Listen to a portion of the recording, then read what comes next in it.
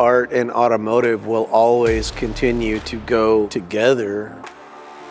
Sadly, it's very much going into computer-generated wraps that are just stuck on. But there's still a lot of real shit being done.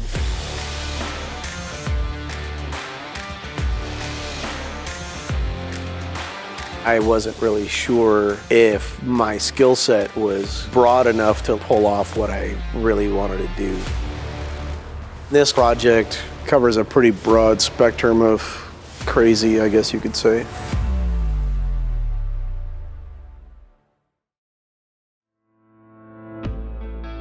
Polestar is a hybrid Volvo.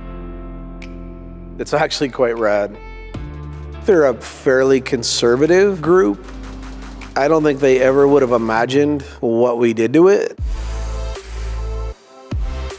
When Bo asked me what I thought we should do with the Polestar, the first thought that came to my head is a galaxy, like a real galaxy with all these crazy interwoven colors and layers and all this stuff. And I said, but I don't know if I can do that. Like, I don't think I can do that.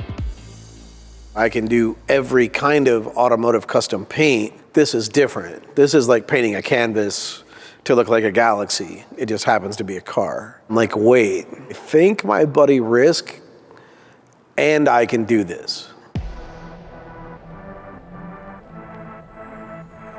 My name's Risk. I'm a graffiti artist. I do graffiti. I've been doing graffiti in Los Angeles for about 37 years. He's one of the top, most recognized and accomplished graffiti artists turned fine artists out there. Dave already had a concept and he busted out. He goes, what do you think? And we just started going. Risk has this really rad, very inspiring art compound, and there's shit going down all over the place. Originally, when Risk and I were discussing this, he's like, man, I've always wanted to hang a car like completely vertical and just let everything flow like straight down.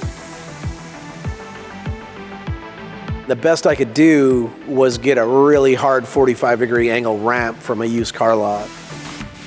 It just changed everything by just flipping the car up on an angle and changing the way it should be looked at.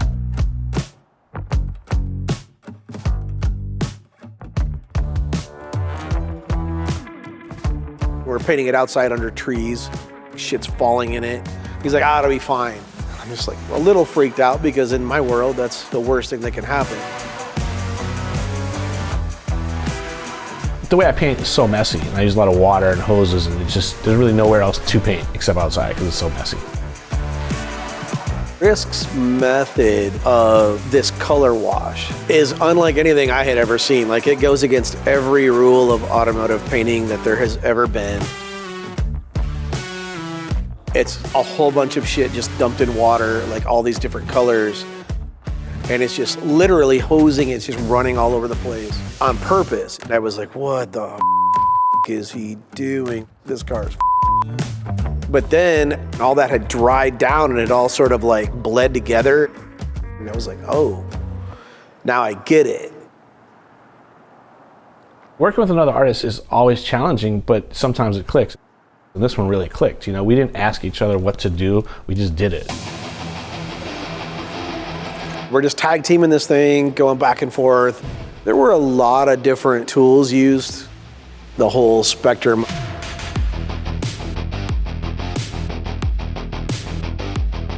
We had some nice pearls in there, we had some nice candies, and we had some mini flake. My favorite part is just how they all added another layer, and the layers became depth like space. The theme actually was a working theme. This all happened frantically. It was just all going on at once.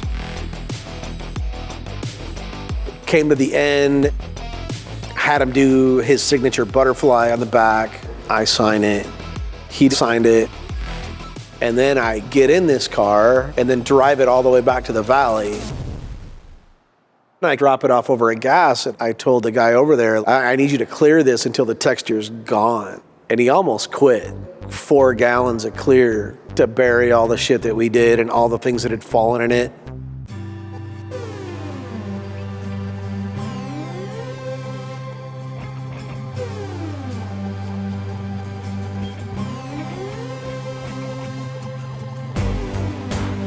When you take graffiti art and start mixing those two worlds together, it's something pretty cool. We parked it in the glass room in the Beverly Hills dealer showroom, and I don't think anybody really knew what the hell to think of it, except for everybody assumed it was a wrap. I think it came out fantastic. Infinitely better than I imagined. I want to say there's somebody out there that's going to dig it, but at the same time, I really don't give a shit because it's rad.